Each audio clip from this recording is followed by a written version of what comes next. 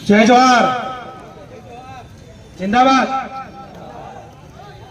साथियों, आप लोगों को पहले मालूम है कि विधानसभा के समय में भी जोबट क्षेत्र में हम लोगों ने एक बड़ा आंदोलन किया था, याद है कि नहीं?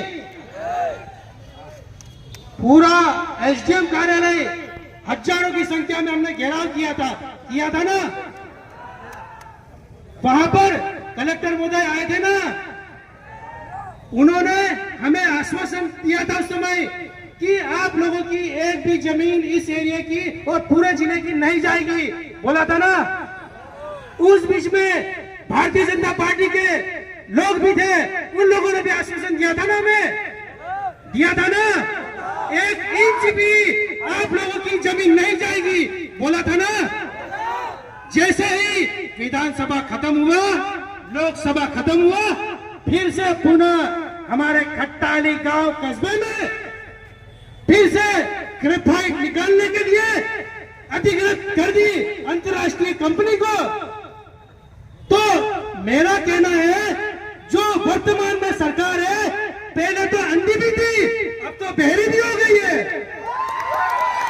पहले अंधी थी, अब तो बहरी भी हो गई है। मेरा कहना है कि इस जिले के हमारे मंत्री साहब हैं, उन्होंने पहले भी आश्वासन दिया था। माधु राणा है, उन्होंने पहले भी आश्वासन दिया था।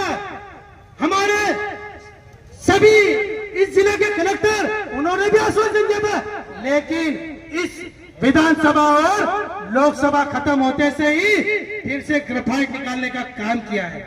आदिवासी इतना बेवकूफ नहीं है, ज्यादा आप अंधेरे में नहीं रख सकते हो। और जो वर्तमान सरकार है, वो हमेशा आदिवासियों का शोषण, अत्याचार, आदिवासियों को मारने का काम करते हैं।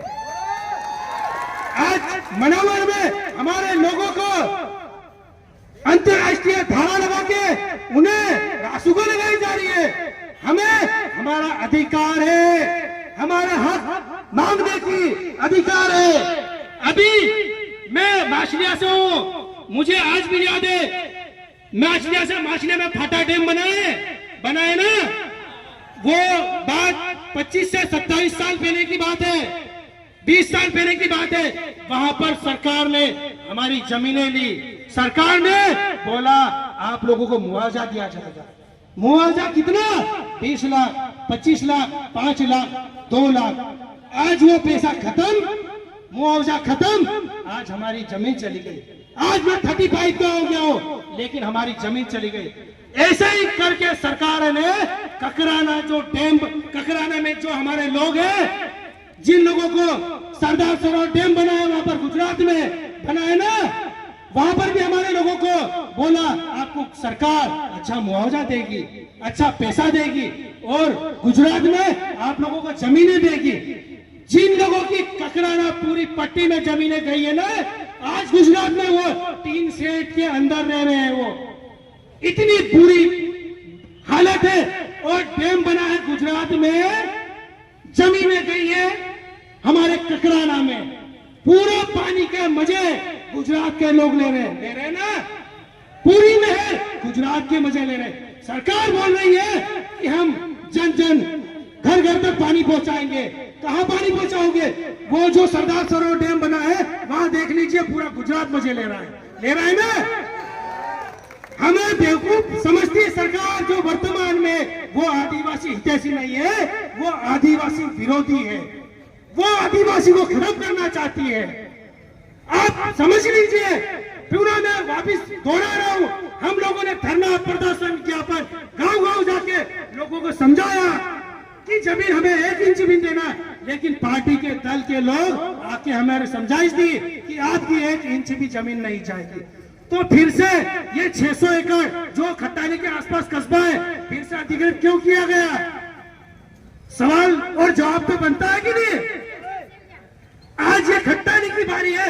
अलीराजपुर में पूरे 76 गांव है, 76, जो कि धीरे धीरे ग्रेफाइट, खनिजे, ऐसी व्यवस्था निकालने वाले। मेरी लड़ाई मेरे समाज के लिए, मेरा कहना है आज जमीन चले जाएगी। हम तो कुछ 50% हो चुके हैं, लेकिन हमारे जो बच्चे हैं, आने वाली पीढ़ी, वो क्या करेगी? हम हमारा लकड़ी जलाने का क्या काम करेंगे? खेती क्या करेंगे? आप इस पर विचार कीजिए। और हम लोग जो सामाजिक संगठन जो 2013 से कहीं न कहीं समाज के हित में बात करता था, आदिवासी हित के लिए काम करता है, वो हमेशा जयस आप लोगों के साथ में हमेशा खड़ा रहता है। हम लोग दिन रात हो, हम लोग 2013 से काम कर रहे हैं। सरकारों की नीति ऐसी है, हम लोगों ने गांव-गांव जाकर लोगों को समझाइश दी, जल जंगल जमीन बचाने का काम किया हमारे लोगों ने, हमने समझाइश दी। तो अभी वर्तमान सरकार हमारे लोगों को रासुका दे करके जिले में, अलीराजपुर जिले में लोगों को, हमारे साथियों को जिला बदल कार्रवाई करती है। गजब! जिन लोगों के पर अपराध है 50-50, 60-60, हमारे साथी के तो 1 से 2 भी नहीं थी। मुकेश रावत भाई है जो हमारा साथी है, उसके ऊपर जिला बदल कार्रवाई करी बेवजह, छोटे मोटे केसेस के लेकर। तो ये सरकार समझ में नहीं आ रहा करना क्या चाहती। सरकार आदिवासी को खत्म करना चाहती है। विक्रम भाई बोल रहे समय का ध्यान रखे, लेकिन समय का तो हमने 1.5 साल पहले भी ध्यान रखा था। उस समय भी धरना किया था, उस समय भी आंदोलन किया था, लेकिन इस बार हम लोगों को डटे रहना पड़ेगा और हम संवैधानिक लड़ाई लड़ेंगे। हम कभी उत्पत्ति नहीं मचाएंगे, हम लोग कोई दादागिरी नहीं करेंगे, हम संवैधानिक बात करेंगे। हमारा दायरा रहेगा और हमको कोर्ट में जाना पड़ेगा तो हम कोर्ट में जाएंगे।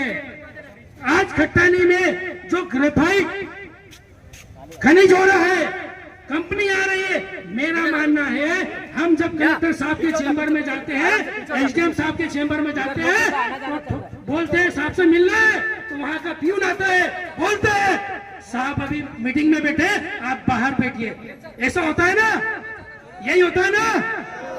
जब हमारे गांव में बड़ी कंपनी विदेश से आई है, यहाँ पर बड़ा डीलर है, यहाँ पर जब खट्टानी गांव में वो ग्रेफाइट कैसे खनन करेगी बिना पूछे, बिना परमिशन।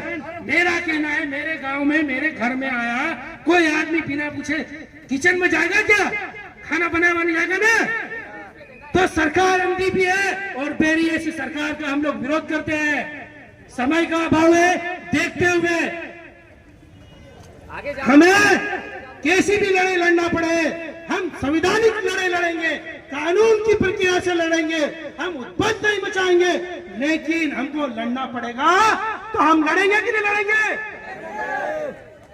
जब वक्त आएगा तो ये तो अभी कुछ हमारे 3 से 4 गांव के लोग हैं, जब वक्त आएगा ना, विश्व आदिवासी दिवस 9 अगस्त आ रहा है, उस दिन पूरे जिले के लोग अलीराजपुर में हर एक घर से, हर एक गांव से पूरा ग्राउंड, कॉलेज ग्राउंड भर देंगे।